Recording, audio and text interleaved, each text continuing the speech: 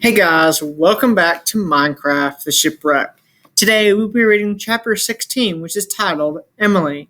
Starts on page 151 and goes to page 158. If you guys have enjoyed this book so far, make sure you hit that subscribe button for more Minecraft novels and to hear the rest of Minecraft the Shipwreck. Without further ado, chapter 16, Emily. Emily whistles to herself as she slays skeleton after skeleton, watching her experience go up. The beginning is always so slow. She'll need more levels if she wants to enchant.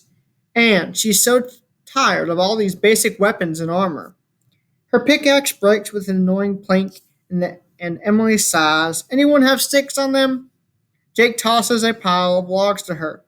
How are you going through so many tools so fast? Gotta mine. Gotta buff up. Emily says simply. She crafts a new set of tools quickly and gets back to work. Okay, not that this isn't a good find. Nice work, Emily. Emily finds herself grinning. This is kind of nice, she realizes. Playing with Viv was really fun. They had similar styles of exploration, but Jake's never ending commentary and Tank's tactum, one world answers or confused questions is kind of hilarious. Not that she admitted it. Now that we're all together, I can show you this cool thing. There's like a whole seaside village that was like cool. We can trade with the villagers. Where is it? No, I mean, yeah, it would be useful, but like the village itself, the whole world. Someone built it. Jake's voice rises with excitement. Oh, like they left their old buildings and base here? I mean, we are playing in someone else's server.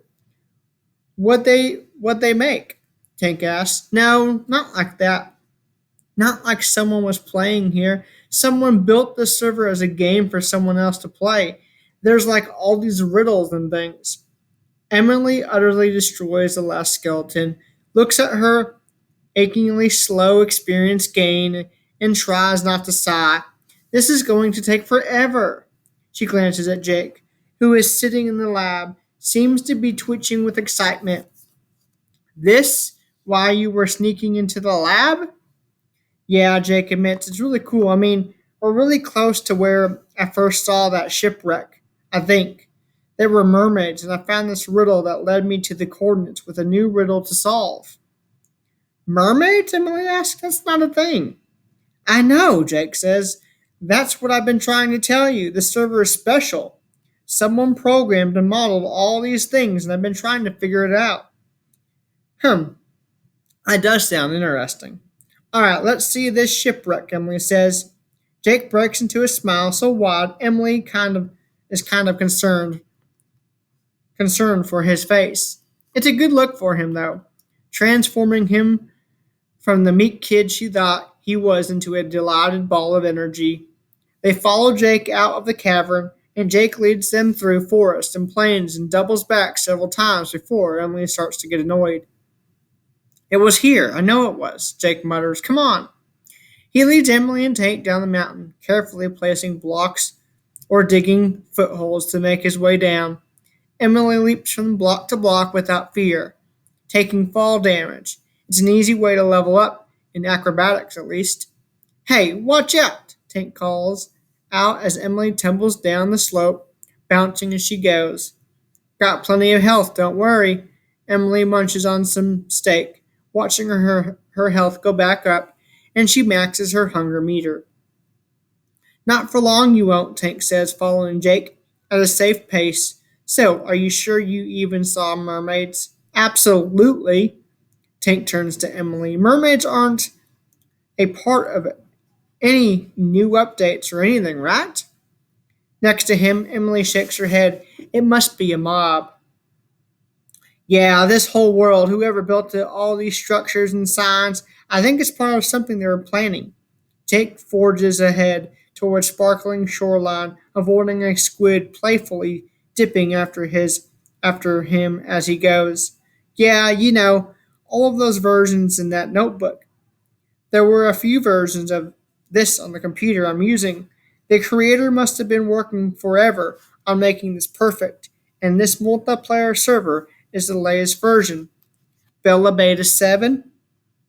Emily says. A beta version of someone's special project.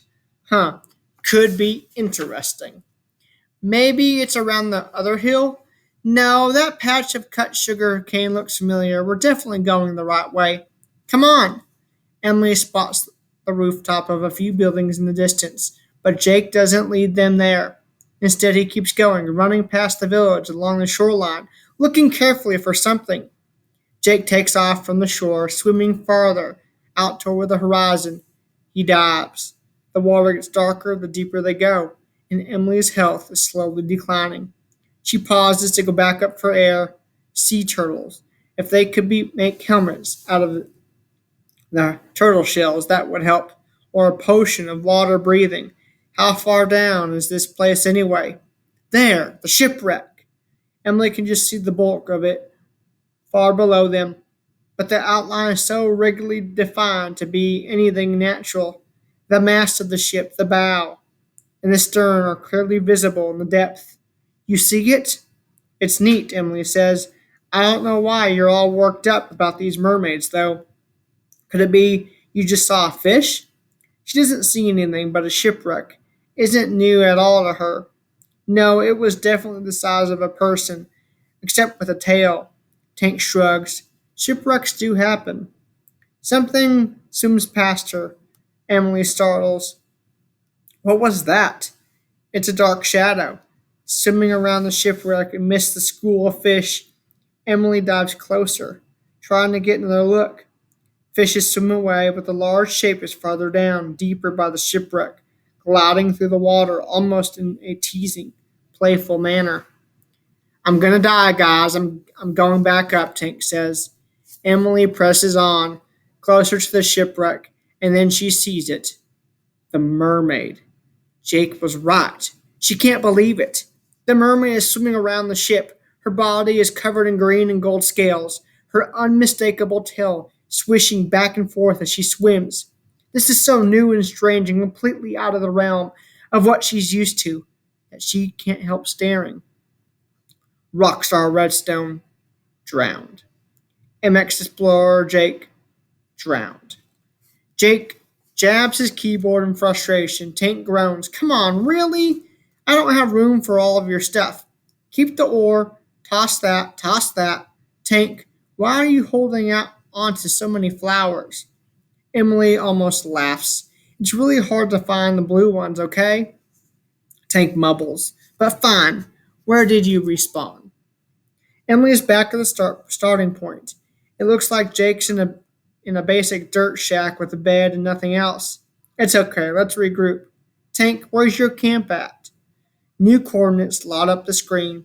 I hope it was worth it, Tank says. The both of you owe me a stack of cornflowers. It was, Jake says, pausing the game to minimize the screen. I got a screen grab. Look. He throws up the frozen image and there it is. Undeniable proof that what they saw was real. The mermaid is real. Whoa, Tank breathes.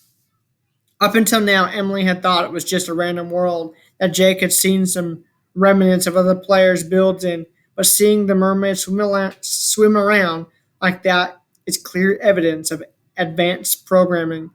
This that this just isn't just a vanilla Minecraft server. She started playing because she figured it would be more fun than cleaning, but now, her surprise, she wants to keep playing to figure out why the mermaids are here. Do you think it's like a friendly mob? She asked. Do you think they'd attack us? Hmm. There were more, I think. We could brew some underwater breathing potions and go back. Emily shakes her head. They're going to have to work a lot harder to get everything you'll need to get down there and find out. The challenge sparked something inside of her, a new determination to see this quest through. They might be guarding something, Emily says. I think there was a sign with stuff written on it on the shipwreck. You said there was a treasure map. Yeah. Something creaks outside. The three of them swivel their heads toward the door, and Emily realizes that They've been playing Minecraft for almost 2 hours. She stands up hastily, her legs prickling with the fuzzy pins and needles that come with sitting too long. The computers are facing the door, so it's fine. It's fine. Quick, look busy. She gestures frantically. Jake freezes. Tank grabs a dust rag and starts mopping it at a random monitor. Emily hops into the second row and shuffles some more keyboards into a box. Hello? Miss Jenkins opens the door. How are you all doing? She gives a weeping look at the cluttered computer lab and narrows her eyes. Looks like you've been hard at work. You know the point of character building through work is that it doesn't get done if the work isn't being done. Oh, we're doing work, Jake says quickly. I mean, we made really good progress in the other room. Why don't you take a look? Jake leads Miss Jenkins out the door before mouthing turn it off at them. Emily saves and quits. Does the same for Jake. She follows Tank out of the computer lab and listens in on Jake and Miss Jenkins' conversation. Not bad for your first day, Miss Jenkins says. The community center looks like it was really cool back in the day, Jake says. How come you don't do activities and stuff like that anymore? Miss Jenkins' mouth hardens. Things change, young man. Okay, Jake says in a small voice. We have a few boxes all done and sorted. Where do you want them, Miss J? Tank asks. You can bring them to my apartment at the end of the week, she says gruffly. Oh, we can start moving them earlier if you want, Emily says. She grabs the first full box she sees. It's heavier than it looks. The photo frames inside slide forward, and she loses her balance. The file folder on top of the frames fall flat to the floor, scattering news articles, clippings everywhere in a grayscale flutter. A shadow falls over Miss Jenkins' face. That's just trash. You can take that to the curb. The rest of the stuff you could bring to me on Friday. She sweeps out the door with another look at the rest of them. Emily picks up a scrap of paper from the floor, carefully placing it back in the file. Come on, help me. She just said it was trash. Tank looks confused, but starts helping her anyway. Emily shakes her head after picking apart social cues and language forever. She knows that this stuff is important from the way Miss Jenkins' eyes widened when she saw the box. The sad shadow that came over her. Listen, Patty took this quiz once that defines, like, your color palette, and she was convinced for a hot second that she was a spring and not a summer. So, she was going to throw all of her pastels. Even though she loved this specific pink sundress, and that she was all ready to throw it out, and said she hated all pastel colors, but I knew that dress was her favorite, and that she didn't want to throw it out. She just thought she did. Jake picks up the last newspaper clipping and places it in the folder solemnly. You're right. I think it's important too. Let's hang on to it. Tank rearranges the photo frames in the box, stacking them neatly by size. Here. He takes the folder and closes the box, tapping it shut. We'll put this here for now. He hefts the box and shifts it to the corner. He looks down at Emily and smiles, a soft and easy one, a little shy. There's something unspoken in the air among the three of them now, something shared with this secret, with the mermaids and the mysterious server, and the way they're holding on to this box of memories for an old lady who pretends that they aren't important. It feels like the start of something new, something different. Emily smiles back at the two of them. I'll see you both tomorrow. That wraps up that chapter. I hope you guys enjoyed, and if you did, hit that like button, and I will see you guys next time.